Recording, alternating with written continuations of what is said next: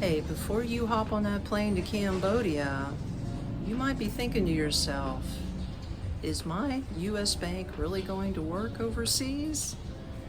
The answer just might cost you access to your own money. Oh, it's a hot one today. I don't know about you, but I think, hold on, the worst thing that has ever happened to me while I've been traveling on the road is going to an ATM machine when I need money the most, putting my bank card in the machine, entering all my details, waiting on the cash to come out, for the machine to come back and say, "We're sorry, your account has been closed," or "Your account is frozen," or "Your funds are not available at the moment," whatever they come up with. And then it says, "Please contact your financial institution for more information at customer support." I'm going to tell you what, like, you talk about your heart falling to your feet and the deer in the headlight look, and you're just staring at the ATM machine like you can't believe what you're looking at. Like, what are you talking about? I have money in the bank. Why can't I access it? And you're thinking, oh my God, who am I going to call? I'm in a foreign country. What am I going to do? And especially me being from the United States, like, my bank is Chase, and if I have to call customer support, they're only open business core hours, their time, which means I'm 12 hours ahead. I have to call them at night in order to reach somebody over there during the day. Biggest hassle, biggest scare that could ever happen. And I've been through some stuff on the road, okay? But I think that is the biggest scare, in my opinion, is no access to your money at the machine. So I'm just going to tell you, I fixed that problem, and it's worked for me perfectly fine ever since then. And I'm just going to share with you how I roll in Cambodia, and you can take it with a grain of salt if this is something you want to implement in your journey coming out here, or, just leave it behind. So here's what I do. Well, like I said, I have a Chase bank account, checking and savings, but I also carry a Charles Schwab debit card. Well, it's like a travel card, okay? If you never heard of Charles Schwab, it's like a financial institution. You can not only hold money there and use it's like a travel card. It's technically made to be used while you travel. Okay, not really necessarily if you're stationary in the States, but more like a travel card.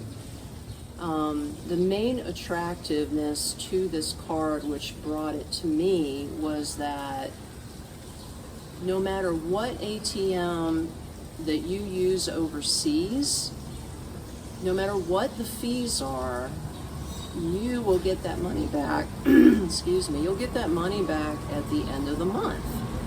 So if you take out money all through the month and you got $20 worth of ATM fees, Charles Schwab will reimburse you back $20 at the end of the month, which is a cool thing. And Charles Schwab does not charge, what do you call it, the traditional bank ATM fees if you use a foreign ATM. They don't do that. So that's how I get my cash out, right? Now, as far as what I do for rent, okay, so let me explain this. Okay. I don't personally have a Cambodia bank account out here. I don't feel that I need it, and this is like I said, this is my setup. The biggest form of money that I need during the month is when I need to take out my rent money and my electric bill money to pay my landlady. It only comes to around $400 total a month. Now, yeah, if I got a Cambodian bank account, I could move money and transfer it directly over to my landlady, but she don't mind cash. I mean, who doesn't mind cash, right?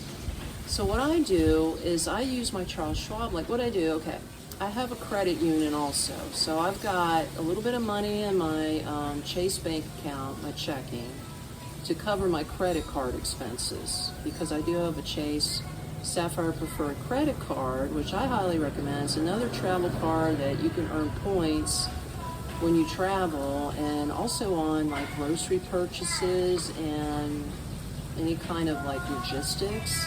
Like, believe it or not, I know I'm jumping all over the place.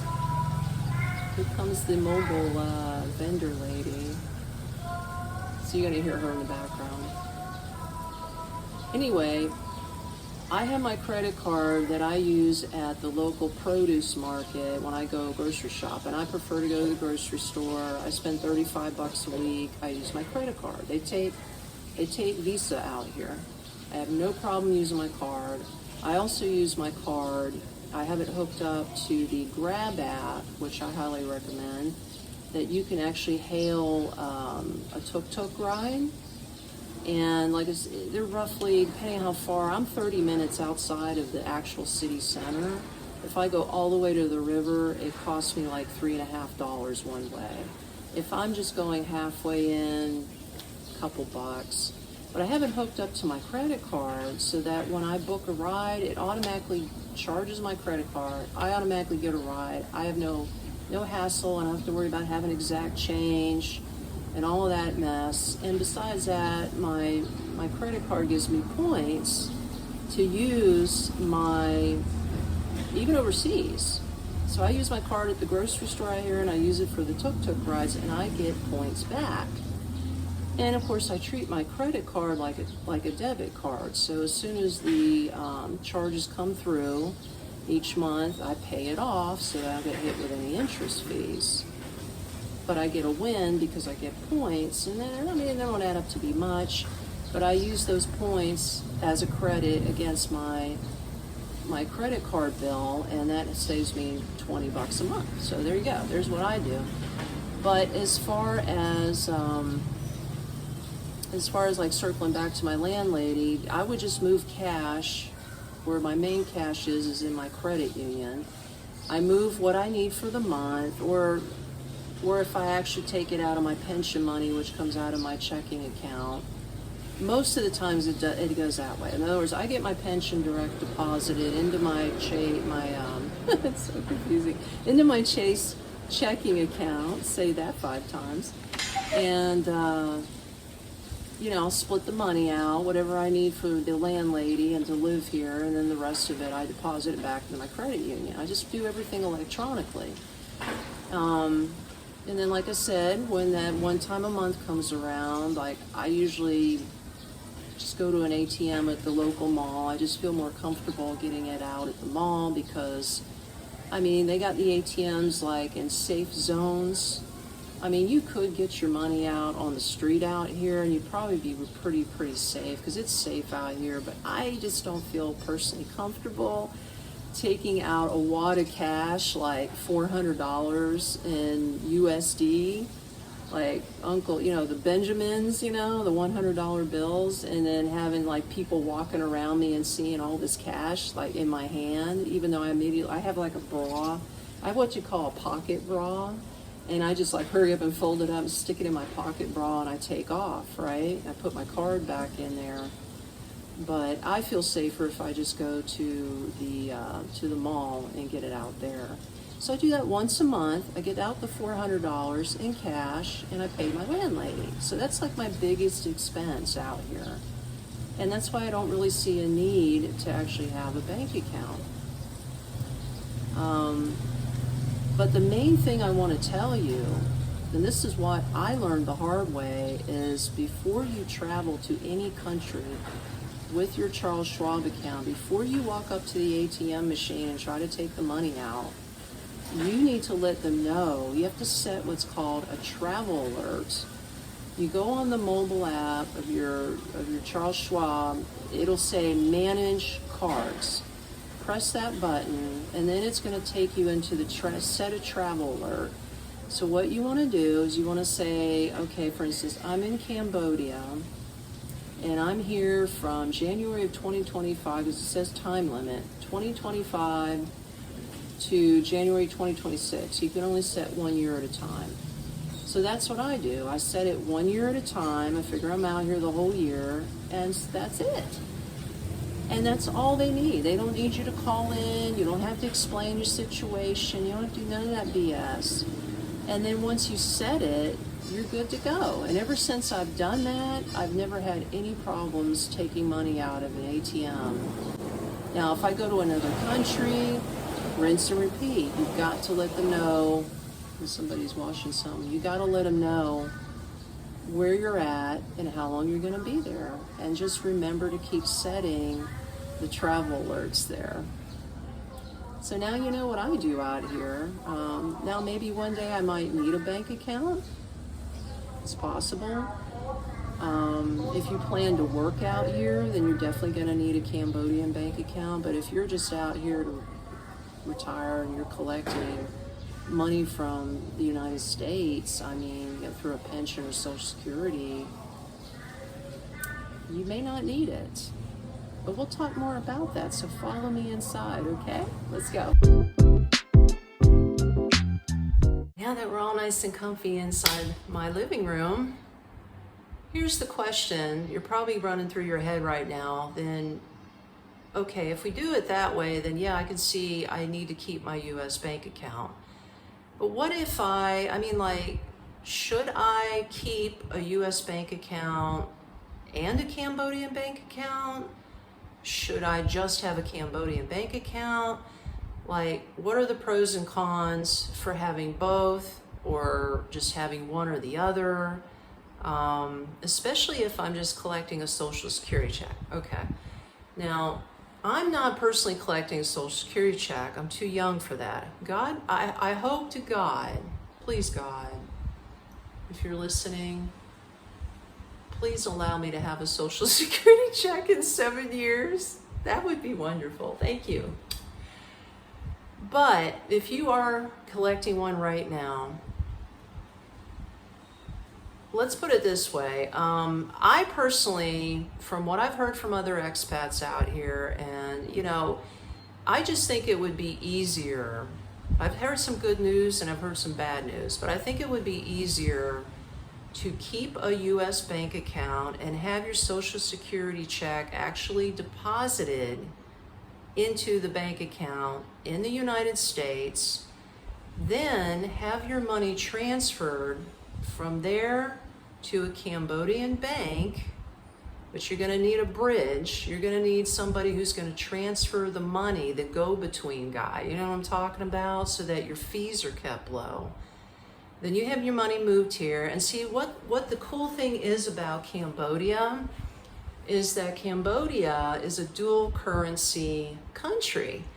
What does that mean? It means that they accept the US dollar and they have their own currency, which is called the Cambodian rial. It's for real. But so being from America, you have an advantage. You can move your money. So let's say it comes into your checking account. You have the middleman, which is called, you can use a company called Wise. If you ever heard of Wise, they used to be called TransferWise, but they're called Wise. So you use them as a bridge to carry your money from your US bank to your Cambodian bank. I think like they charge maybe $10 between a fixed rate and a fee. You move your money. It's still in USD currency, right? Let's say you open a bank account over here. Now a big bank out here is called ABA. So remember that, ABA Bank is like the biggest, most expat-friendly bank in Cambodia. Whether you're here in Phnom Penh with me or you're in Siem Reap, it is the main bank. They have friendly staff that actually speak English, and they work with expats all the time, so they know the deal, okay? They know how to set you up right, so you don't have to worry, you don't have to have all this technical jargon, asking them all this crazy stuff. So let's say you spend the $10 with Wise, and then you move your USD money over into ABA Bank. I think from what people have told me, is like I said, I don't have the bank, but from what I've heard, you have a checking account that is USD, and you have another checking account that is Cambodian rials. So you have two of them, and you can switch between the two. You can move currency So if you want to move your $100 from here in your Cambodian bank, then you move it over and transfer it into reals. And since they use the US dollar out here, they hardly charge you anything to convert your money. So that's a win, baby. That's a win. And like I said, that's a way to do it. But now, here's another thing. Believe it or not, you can actually get with the Social Security Administration, tell them that you're living in Cambodia and you would like to have the Social Security check direct deposited into the ABA checking account in Cambodia. See, America and Cambodia have a deal together where they will allow international bank transfers. Now, there is some paperwork involved. And I'm not a fan of paperwork, but if you really want to do this and save the $10 a month or whatever to move your money every time, it's possible. So what you're going to do, you're going to go to the ABA bank, you're going to tell them that you want to set this up. They're going to give you a form. I'm not sure, I'll have to put it on screen exactly the form number. But you fill out this form, of course, for Social Security, giving all your bank information, where you live, and then you're going to give the form to somebody at the ABA bank. They fill out their portion, right?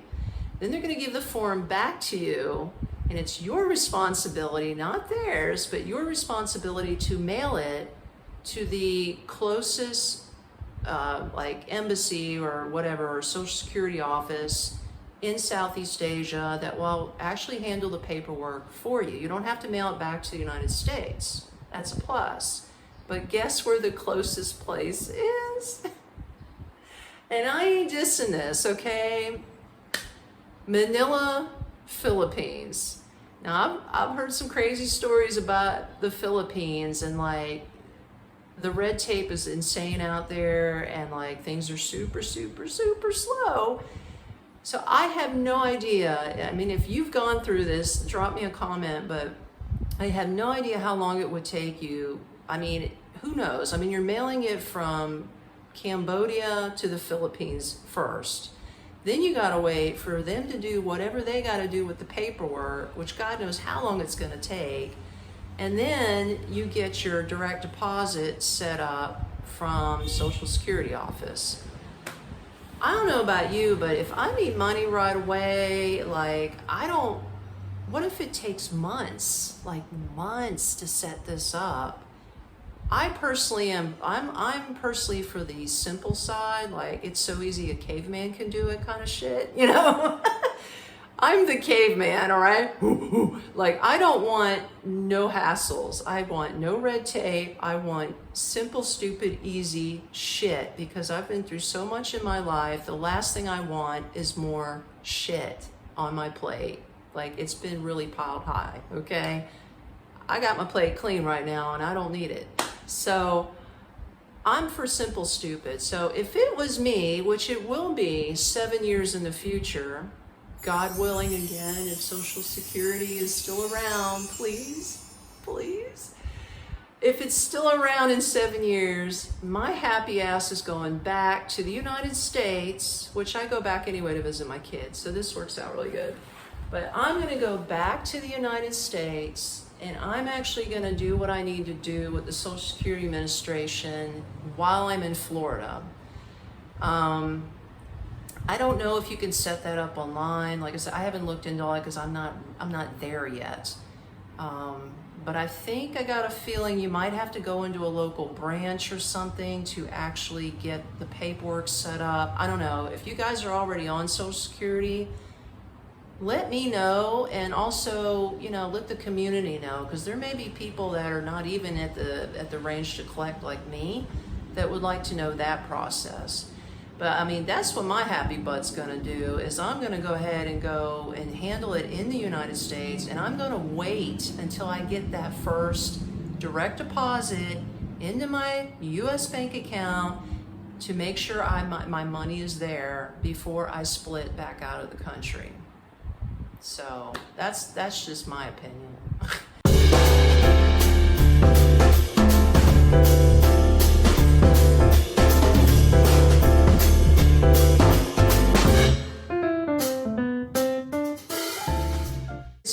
notifying the bank. Here's another thing. Should you tell your U.S. bank that you're living overseas? Let's say you keep the U.S. bank, right? Let's run this scenario through our heads.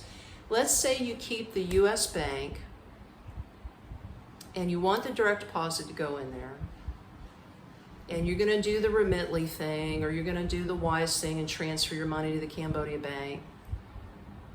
What should you do about your U.S. bank? Do they have a right to know that you're living overseas? Okay.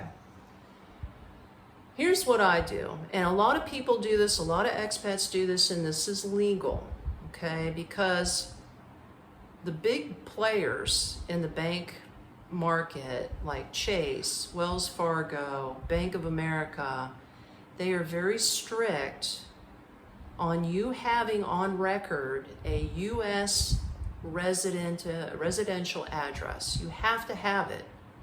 If you put a Cambodian address on your bank account, oh my God, you're probably going to have everything shut down. They're probably just going to close your account out, you know? So it is in their policy for you to have a U.S. residential address. So you're probably asking yourself, well, how do I do that if I'm living overseas? Well, here's where family comes in, okay?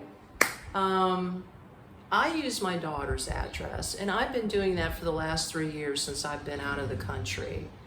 And I have no problem with that. So you want to pick a family member, if you have one, that you trust, and say, hey, yo, you know, I'm going to use your address, you know, for banking purposes. They don't care. I mean, it's no sweat off their nose. Like, who cares, right? And then this way, it's also good because if any important mail, and you want to tell Social Security office, like, just don't tell people, hey, this is my daughter's address, you know? This is your address, okay? They don't need to know. It's not really need to know information. All they want to know is, do you have a residential address on file? So if we need to mail you something important, you're going to get it. And the answer is yes, right? Because if something comes in the mail to your family member, of course they're going to notify you. They're going to send you a text message, and you can say, hey, okay, we'll open it up, take a snapshot of it, and send it to me. And then you get it, and then you can deal with whatever the issue is with the bank or the Social Security office. You're going to get instant notification from your family member because of, you know, modern technology, right? But yeah, you do have to have a U.S. bank residential address on file, okay? And I mean, there's other pros to having a bank open in the United States. I mean, let's face it, unless you're renouncing your citizenship, which, man, you better really think about that, because I'm going to tell you what I found out. I was shocked. I was like, I dug up some research about that, and it said if you renounce your citizenship and you live in Cambodia, the United States will actually charge you a 30% flat rate tax on your pension or your Social Security money. Did you hear that? 30% flat rate for renouncing your citizenship. Because I was thinking, well, I wouldn't have to pay taxes anymore. This is a whole nother one. Now, I am not a tax advisor. Okay, do I look like a tax advisor? Because I'm not. I'm just telling you what I read, and this is what I'm thinking, and I'm like, how can they do that? But that's a whole nother can of worms. But let's say you want to keep your citizenship, you keep your U.S. bank account, you want to go back home and visit family, right? Well, wouldn't it be easier if you still had your U.S. debit card and a U.S. credit card, so when you got back into the States, you can just pick up where you left off. You know, you can go to the ATM, boom. You can go and use your credit card, boom, no problem. Mainly your debit card, right, to get cash out. Whereas if you only had a Cambodian debit card, do you think that it's going to be accepted in the United States? I don't know. I mean, you can use a Charles Schwab card anywhere in the United States, but that's built for travel. I don't know if a foreign debit card is actually going to work in a Chase Bank ATM. And that's not another deer in the headlight kind of action I want to deal with. So I'm just saying, I mean, I just think it's cool to just go ahead and keep a US bank account. But again, it's your situation. Where are you getting your money from? How are you getting your money? And what do you plan to do with it, right? So you really got to look at your own situation and what you want to do as far as your cash is concerned. Not my way is the way. Although my way works for me. It may not work for you, but it works for me. Tell me what you think. How would you do it? If you're already out here, how are you doing it? Inquiring minds want to know.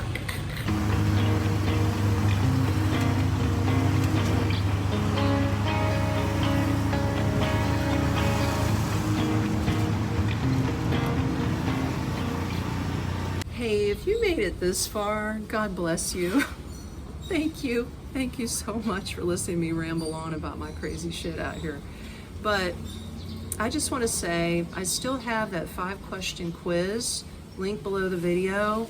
Simple, stupid, 5 questions, yes, no answer. I want to know where you're at on your retirement journey to Cambodia so that you help me to make your process easy and smooth getting out here. In exchange for your information, then I will go ahead and give you a free Cambodia visa retirement guide. You have it at your fingertips, so when you're ready to move out here, you're ready to go. And I am working on my own website right now. I've got a lot on my plate.